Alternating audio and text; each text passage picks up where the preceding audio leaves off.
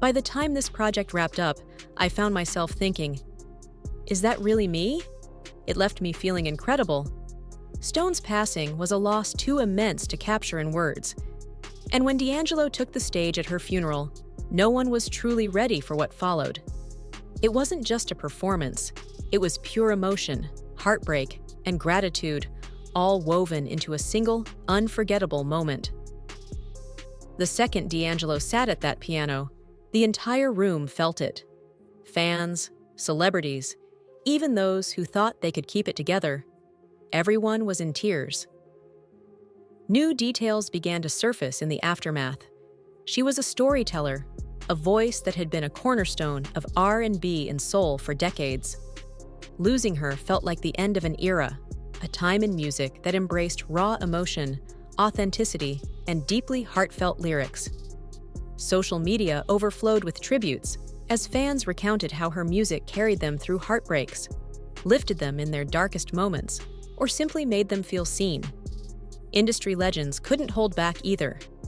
Her songs felt deeply personal, and their connection to her went beyond admiration. It was built on mutual respect, creative influence, and years of history. Angie played a pivotal role in D'Angelo's rise, back when he was still carving out his sound. She recognized something in him before the rest of the world did. She mentored him, helped shape his artistry, and worked with him behind the scenes. She co-wrote tracks on his debut album, Brown Sugar, a record that would later define the neo-soul movement. Her influence was embedded in his music, her storytelling, her ability to weave pain and passion into lyrics, her deep-rooted love for classic soul. And D'Angelo never forgot that. Even after becoming a legend in his own right, he always acknowledged Angie as one of the people who helped him get there. She wasn't just a mentor, she was family, and that's why losing her hit him so hard. He could have performed them in a way that truly allowed us to understand. I think, for the most part, he's a genius. D'Angelo has always been a private person, but this time, his silence spoke louder than words. After the news of Angie Stone's passing, he didn't post a tribute, release a statement, or make any public appearances. In an industry where many rush to social media to express their grief, his quiet retreat said it all. Those who truly knew him understood. This loss cut deep. Angie wasn't just a friend or a mentor. She was one of the rare people who truly got him, not just as an artist, but as a person. D'Angelo has always had a tendency to withdraw, and this moment was no different. His long breaks from music were never just about striving for perfection. They were about grief, about giving himself the space to heal. Losing his grandmother in the early 2000s was one of the reasons he vanished from the industry for years. His struggles with personal demons, from addiction to depression, often stemmed from unresolved pain. For D'Angelo, music has always been his way of processing emotions, and this time was no exception. Though fans didn't hear from him publicly, those closest to him suspected he was grieving in the only way he knew how, by turning inward, letting the emotions build until they found their way into his music. The funeral wasn't just about saying goodbye. It was a tribute to everything Angie had given the world. The church was filled with family, friends, fellow musicians, and fans who had traveled from near and far to pay their respects. The energy in the room was heavy, yet overflowing with love. Gospel choirs filled the space with songs that carried both sorrow and celebration. It wasn't just about mourning Angie's passing. It was about honoring the way she lived, with passion, with soul, and with a voice that could move mountains. Some of the biggest names in R&B and soul came together to share in that moment. Tears welled up during the emotional moments, and heads nodded as people shared how Angie's music would live on forever. But the second D'Angelo approached the piano, you could hear a pin drop.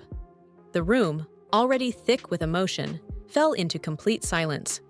Everyone held their breath, knowing this was about to be something unforgettable. As he sat down, his hands hovered over the keys for a brief moment, as if he were gathering the strength to play. Then, the first few notes rang out, and the weight of his grief became instantly palpable. His voice, raw, filled with pain, cracked ever so slightly, carrying the unspoken bond between two artists who truly understood each other. Whatever song he chose, it wasn't just a performance. It was a final conversation with Angie. Every lyric, every note felt like D'Angelo speaking directly to her, saying all the things he never got the chance to say.